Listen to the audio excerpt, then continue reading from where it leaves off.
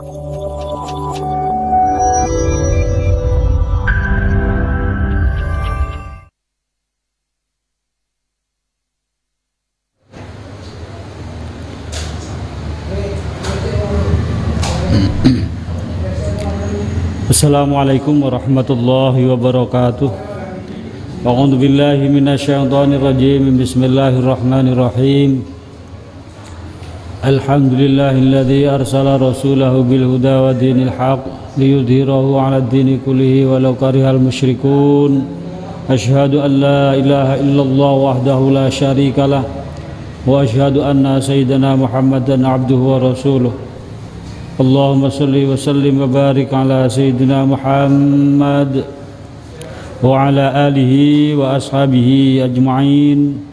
Rabbi shrah li sadri wa yassir li amri wa hlul 'uqdatam min lisani yafqahu qawli. Amma ba'du, wa la hawla wa la quwwata illa billahil aliyil azim.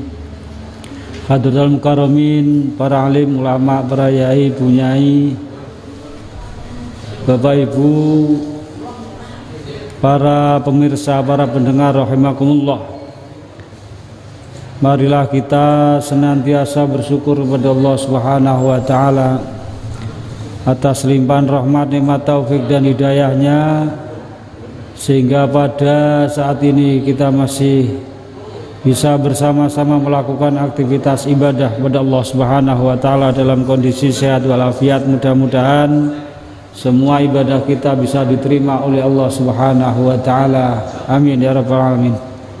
Salawat dan salam mudah-mudahan tetap dilimpahkan kepada junjungan kita Nabi Muhammad sallallahu alaihi wasallam yang senantiasa kita harapkan syafaatnya. Mudah-mudahan kita bisa mendapat syafaat beliau min yaumin hada ila yaumil qiyamah. Amin ya rabbal alamin. Bapak Ibu kaum muslimin jamaah rahimakumullah. Alhamdulillah, pada saat ini walaupun masih dalam kondisi pandemi COVID-19, kita masih diberi maunah oleh Allah Subhanahu wa taala, diberi kesehatan. Mudah-mudahan kesehatan ini bisa kita gunakan, kita manfaatkan untuk tetap beribadah kepada Allah dan untuk mengabdi kepada sesama manusia, agar nantinya kita bisa mendapatkan kebaikan dan kebahagiaan di dunia maupun di akhirat. Karena memang kita hidup ini adalah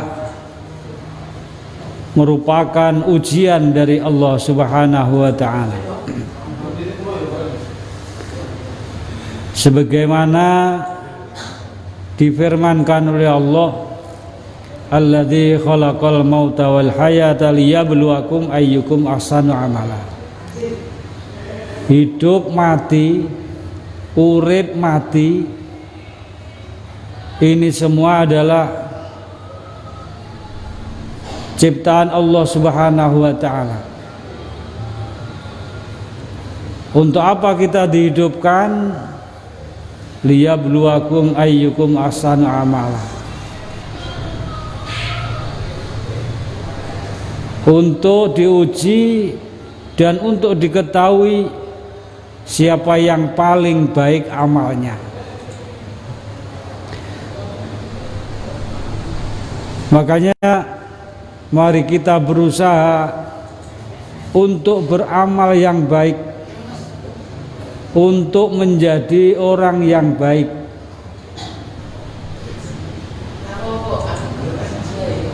Dengan segala kekuatan kita gunakan agar supaya kita menjadi orang yang baik. Maka kita harus melakukan atau beramal yang baik agar bisa menjadi orang yang baik. Kenapa orang harus beramal baik dan harus baik? Nyapa kok dadak kon dadi wong sing apik? Karena memang Allah Subhanahu wa taala ini mau memberi surga kepada kita, kepada orang yang baik, ben pantes dilebokne nang swarga. Kalau kita baik, ada orang baik mlebu swarga pantes. Enek wong kok welek,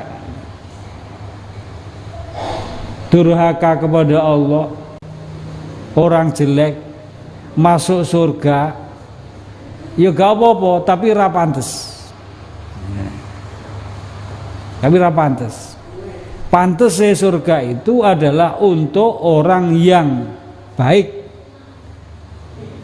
Sama dengan kalau kita punya kulkas. Wong duwe kulkas ya teteke dhewe kulkase, ya diangge ngadai apa ya ora masalah.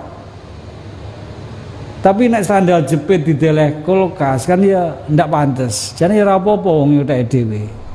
Ya oleh. Kita ini supaya bisa menjadi orang yang baik, ben pantes oleh Gusti Allah nglebokne nyang swarga. Karena Allah membuat surga iki untuk wong-wong sing apik. Sama dengan sekolah itu. Sekolah itu kenapa para murid itu harus pinter? Dadak kon sinau, terus diuji, terus dipilih kon pinter, sing pinter. Sebab sekolah ini membuat ijazah. Ijazah ini akan diberikan kepada para murid sing pinter. Jadi pantes pinter dikei ijazah. Nek murid mendo goblok kok dikei ijazah, ya ora apa-apa, tapi ora pantes. Ya. Makanya kita berusaha menjadi orang yang baik agar supaya kita pantas masuk surganya Allah Subhanahu wa taala. Kemudian Rasulullah Shallallahu alaihi wasallam ini bersabda, kalau ada 4 orang ini diberikan sesuatu, ada 4 perkara yang diberikan kepada seseorang, maka seseorang itu berarti baik di dunia dan di akhirat. Dan berarti orang itu diberi kebaikan di dunia dan di akhirat. Jadi Bapak Ibu bisa melihat, bisa delok awake dhewe iki enek papat iki enek ora ndek gone awake dhewe. Kalau 4 ini ada di diri kita, niku berarti Allah maringi kesainan teng donya lan akhirat. Arbaun man utiyahunna faqad utiya khairat dunya wal akhirah. Petang perkara nek diwehne tenggene wong niku faqad utiya khairat dunya wal akhirah. Berarti niku diberi kesainan teng donya lan akhirat. Napa niku? Sing pertama lisanun zakirun. Lisanun zakirun, diberi lisan yang dipakai untuk berzikir kepada Allah. Ini yang pertama. Monggo lisane awake dhewe niki selalu berzikir tenggene Gusti Allah napa mboten? Nek lisane awake dhewe niki selalu digawe zikir tenggene Gusti Allah, niki berarti Gusti Allah maringi kesainan dunya lan akhirat. Niki sing pertama. Sebab tidak semua orang punya lisan itu dipakai untuk zikir tenggene Allah Subhanahu wa taala. Ya wae angger wong niku ya duwe lisan. Tapi angger mengon niku mengone enten sing ora zikir tenggene Gusti Allah. Nek sing nggur nggih misuh-misuh.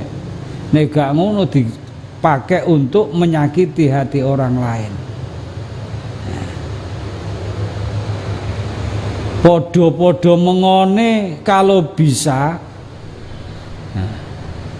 mengone lisan kita iki ya podo ndak bayare ya gratis, makanya bukalah mulut ngomong mengone mengo kangge sing apik yaiku kangge zikir tengene Allah Subhanahu wa taala.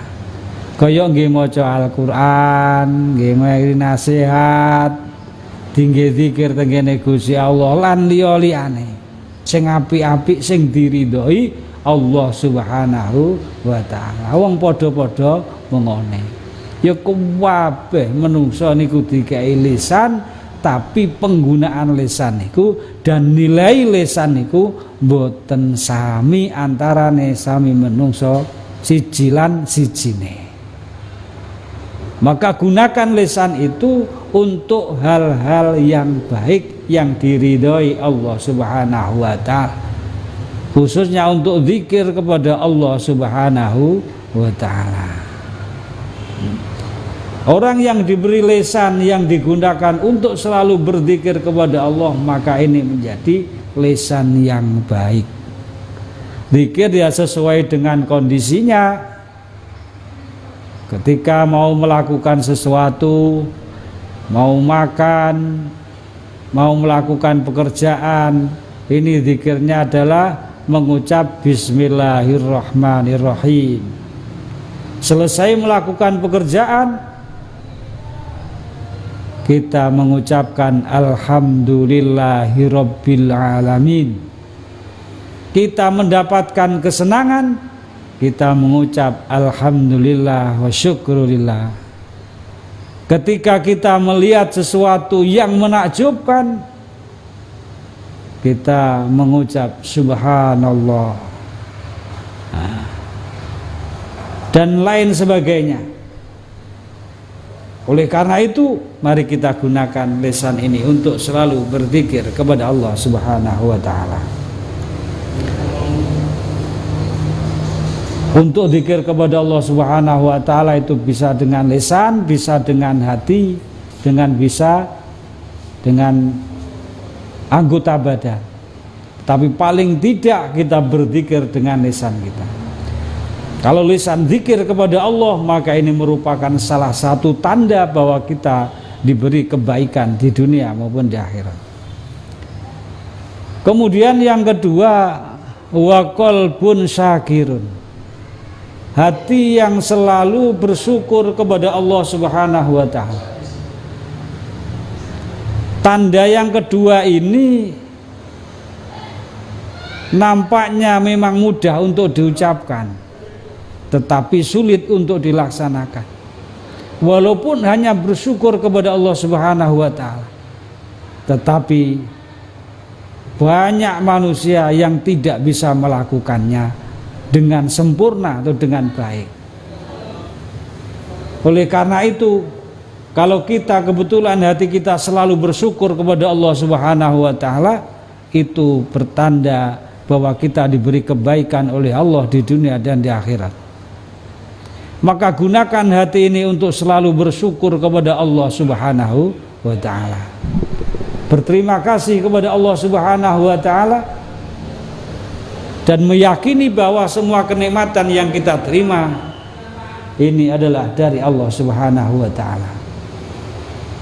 Agar supaya bisa bersyukur kepada Allah Subhanahu wa taala, Rasulullah sallallahu alaihi wasallam memberikan tuntunan, yaitu wan nadaru ila man dunahu, supaya melihat pada orang yang ada di bawah kita urusan keduniaan. Jadi kita lihat pada orang lain yang di bawah kita dalam hal keduniaan. Kalau kita misalnya bisa beli mobil, kita lihat di bawah kita masih banyak yang belum bisa membeli mobil. Akhirnya kita alhamdulillah sudah bisa membeli mobil. Toh masih banyak orang yang belum bisa membeli mobil, hanya naik sepeda motor. Kalau kita bisa beli sepeda motor, alhamdulillah saya sudah bisa membeli sepeda motor. Toh masih ada dan banyak orang yang tidak bisa membeli sepeda motor, hanya sepeda ontel. Yang bisa membeli sepeda ontel, bersyukur kepada Allah, alhamdulillah sudah bisa membeli sepeda. Toh masih banyak orang yang belum bisa membeli sepeda, hanya jalan kaki. Yang jalan kaki alhamdulillah masih sehat, kaki dua masih bisa dipakai untuk jalan. Itu banyak orang yang dikasih penyakit, akhirnya kakinya tidak bisa dipakai jalan dengan sempurna, hanya satu saja. Bisa berjalan hanya kaki satu, alhamdulillah masih berjalan walaupun dengan kaki satu. Banyak orang yang tidak bisa berjalan walaupun kaki satu. Tidak bisa berjalan, kakinya kedua-duanya sakit, alhamdulillah toh hanya kaki. Masih banyak orang yang sakit kakinya, ditambah tangannya, ditambah kepalanya. Sakit kepala, kaki, dan tangan, alhamdulillah masih kaki, tangan, kepala, dan lainnya masih hidup, alhamdulillah. Nah, ini bersyukur terus. Itu banyak yang di rumah sakit akhirnya mati, tidak hidup. Kalau mati ya tidak bisa, alhamdulillah. Nah, jadi kita terus melihat di bawah kita dalam hal keduniaan. Tetapi dalam hal akhirat kita harus melihat yang di atas kita, agar supaya kita bersyukur yang telah kita lakukan, kemudian ingin meningkatkan lagi amal ibadah kita, sebagaimana orang yang kita lihat amalnya, ilmunya lebih atas daripada kita. Wa qalbun syakirun. Dan agar supaya bisa qalbun syakirun, hati kita ini syukur kepada Allah, ini kita harus berhusnudon kepada Allah Subhanahu wa ta'ala. Jadi berbaik sangka kepada Allah. Walaupun kondisi kita seperti ini, kita harus tetap alhamdulillah. Memang kalau keinginan manusia itu luar biasa, Pak Bu. Manusia itu keinginannya sudah semua dunia itu seandainya sudah dimiliki masih pengen dunia yang lain. Berapapun yang dimiliki, kalau manusia itu masih berkeinginan, nafsunya itu ingin terus memilikinya. Makanya ketika kita ditakdirkan oleh Allah tidak punya atau pas-pasan, ini harus husnudon. Allah ini adalah melindungi kita. Pengennya yang di duwe uwake. Semua manusia, dan semua manusia itu kepinginnya kaya. Ora enek wong sing pengen melarat ora enek. Angger irung jungkel ditekoni mesti kepingine sugih. Wis to. Tetapi Allah tidak memberikan semua manusia itu kaya. Sebab apa? Kalau manusia itu semua kaya, dunia ini bar wis. Bar dunia ini. Sebab apa? Orang sudah kaya semua. Semua ndak laku nek wis sugih kabeh. Mau bangun rumah ndak bisa, mau berpakaian ndak bisa. Kalau semua orang sudah kaya, wis sugih kabeh. Sing kerja di pabrik tekstil ora enek sing gelem, wong wis dadi bos kerja di pabrik. Sing dadi penjahit ya ora gelem, wong duwite wis akeh nyapa dadak jahit. Akhirnya mau pakaian saja ndak bisa, bangun rumah ndak bisa. Sing dadi tukang ora enek sing gelem, soalé wis sugih kabeh. Wis dadi bos kabeh kok dadi tukang yomo. Makanya kalau sampai dituruti keinginan manusia ini oleh Allah, bar dunia, semua kaya semua. Makanya Allah tetap memberikan, ada yang kaya, ada yang miskin. Ya. Jadi seperti itu. Dan itu untuk apa? Lihat takhida ba'dahum ba'da sukhriya, supaya sirkulasi kehidupan ini bisa berjalan dengan baik. Itu sudah diatur oleh Allah Subhanahu wa taala. Enek sing sugih, enek sing miskin, enek sing pangkat, enek sing ora pangkat.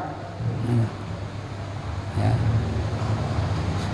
Ada kepala, ada pimpinan, ada bawahan. Kabeh dadi pimpinan, bawahane sapa? Enek inspektur, enek kondektur, enek tukang cukur. Nah, tukang cukur kabeh sapa sing cukur? Masih ditulisi tukang cukur Sido Pangling. Ndak enek sing cukur. Kondektur kabeh sapa sing arep numpak? Malang, yo Malang. Ora enek sing numpak kabeh kondektur. Ya, kaya, miskin, kemudian pangkat, tidak pangkat, pimpinan, semua sudah diciptakan oleh Allah. Ada supir, ada penumpang. Supir tok ora kuat tuku bensin, penumpang tok arep nyandi. Mobil wis penuh, supire ra enak, ya mudhun nek. Ya nek supire enek, penumpange. Nah gitu. Memang Allah menjadikan seperti itu. Nah kalau kebetulan kita dijadikan orang yang kurang pas dalam hal keduniaan, misalnya hidup kita pas-pasan, kita husnudzon kepada Allah Subhanahu wa taala, inilah yang terbaik buat kita. Ya. Inilah ladang ibadah kita. Kita diberikan seperti ini supaya mampu dan mau bekerja dengan baik dan menjadi orang yang tidak sombong. Sebab bisa jadi kalau kita diberi kekayaan oleh Allah jadi orang sombong. Akhirnya dikai urip pas-pasan, alhamdulillah. Dikai miskin, alhamdulillah. Allah menghendaki kebaikan untuk kita. Nek dihitung-hitung dadi wong miskin karo wong sugih penak dadi wong miskin. Pokoknya sabar. Wong miskin itu masuknya surga nanti paling dulu. Hisapnya cepet, enak dadi wong miskin. Karo malaikat TKI. Bu, sampean wong ndi? Ah, wong Kauman. Sampean melarat apa sugih? Melarat. Oh iya wis kono mlebu swarga. Malah iso getak malaikat barang wong melarat. Lah sampean ndi, Pak? Omahe, lho panjen kidul malaikat. Terus bondomu mbiyen mbok ge apa? Ge apa dipangane kurang. Oh iya kono, cepet mlebu swarga. Lho, iso getak malaikat nek semua. Mulane sing sabar ketika kita menjadi orang yang miskin. Itu adalah merupakan tempat ibadah kita kepada Allah Subhanahu wa taala. Nah, kalau kita bisa berhusnudzon seperti itu, maka kita tetap akan bersyukur. Alhamdulillah saya kok dijadikan orang yang seperti ini. Jadi dengan segala kondisinya kita akan tetap mensyukurinya dan bersyukur kepada Allah Subhanahu wa taala. Kemudian berikutnya wabadanun alal bala'i sabirun. Badan yang ketika mendapatkan bala sabar. Jadi selalu sabar. Nah, mendapat bala, mendapatkan musibah. Bala itu adalah sesuatu yang tidak disenangi yang terjadi pada diri kita. Itu sabar, tahan menderita, sabar, bertawakal kepada Allah, sabar. Nah, orang yang sabar ini adalah orang yang disenangi oleh Allah Subhanahu wa taala. Innallaha yuhibbus sabirin. Allah itu adalah senang dengan orang yang sabar, dan Allah selalu menyertai orang-orang yang sabar. Innallaha ma'as sabirin. Nah, bala ini oleh Allah selalu diberikan kepada manusia untuk menguji manusia itu sendiri. Untuk apa harus diuji? Untuk mengetahui kekuatan imannya manusia, dan untuk diketahui seberapa kebaikannya manusia itu. Dan Allah memilih yang kuat sabarnya nanti akan ditemani oleh Allah Subhanahu wa taala. Makanya nek kei bala niki sing sabar ora usah ngersula. dikai balak, dikai ujian ini untuk menguji, untuk melihat kekuatan keimanan kita. Sebelum diuji tidak akan bisa diketahui. Setelah diuji itu baru kelihatan baik. Rasulullah SAW itu nampak jelas kesabarannya, kebaikannya itu setelah diuji, dicoba, dimusuhi oleh masyarakat sekitar, oleh saudaranya sendiri, oleh orang kafir Quraisy. Akhirnya Rasulullah sabar, menunjukkan kesabarannya, akan akhirnya diketahui bahwa Rasulullah itu adalah orang yang sabar. Jadi gitu. Kalau sudah sabar seperti itu, kalau orang diberi ujian, diberi balak kemudian sabar, maka innallaha ma'as-sabirin, Allah ini menyertai orang-orang yang sabar. Nabi Ayub dulu ketika diberi penyakit sabar, kok mengeluh sedikit saja maka dicabut kenabiannya. Oleh karena itu kita harus sabar ketika mendapatkan musibah. Ketika kita mendapatkan balak kita harus sabar. Kemudian yang keempat yaitu wazaujatun la tabghi khaufan min nafsiha wala mali, yaitu diberi istri yang tidak murih ketakutan, tidak memberikan ketakutan di dalam dirinya dan hartanya suami. Maknanya apa? Mendapatkan istri yang sholihah, yang bisa dipercaya, tidak mengkhawatirkan, tidak menakutkan. Kalau ditinggal pergi oleh suaminya, ini istri itu bisa menjaga dirinya dan bisa menjaga harta suaminya. Ini berarti suatu hal yang baik. Kalau kita diberi istri yang seperti itu, kita termasuk merupakan orang yang diberi kebaikan di dunia dan di akhirat. Coba diberi istri yang mengkhawatirkan, tinggal lungo dewe, dikunceng tinggal noleh hilang, gak patek mulian, mengkhawatirkan, dan tidak bisa menjaga di dalam dirinya, tidak bisa menjaga dirinya dan tidak bisa menjaga harta suaminya, hidupnya boros. Bapak Ibu kaum muslimin rahimakumullah. Jadi kalau kita diberi empat itu, yang pertama lisanun dzakirun wa qalbun syakirun wa badanun alal bala'i sabirun wa zaujatun la tabghi khaufan fi nafsiha wala mali.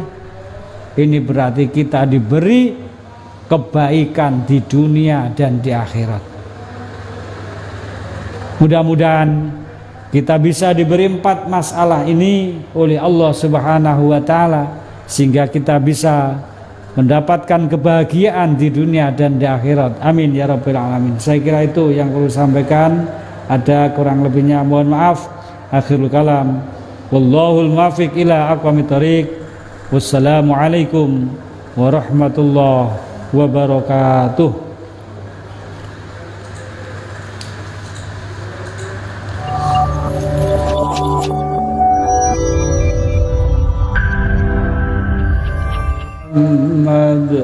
Ya Rabbi salli alaihi wa sallim. Allahumma salli ala Muhammad. Ya Rabbi salli alaihi wa sallim.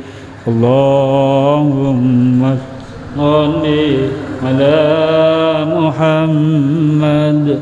Ya Rabbi salli alaihi wa sallim.